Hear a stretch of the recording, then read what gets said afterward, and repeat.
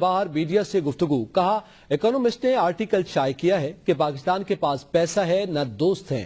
ڈاکہ زنی کرتے ہوئے سرے عام یہ پکڑے گئے۔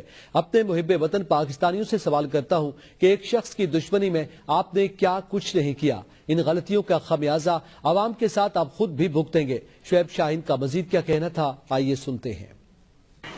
ایک جو آرٹیکل آج چھپا ہے اکانومسٹ میں، اکانومسٹ کی سٹوری ہے Pakistan is out of friends and out of money, یعنی پاکستان کے پاس نہ تو پیسہ ہے نہ دوست ہیں۔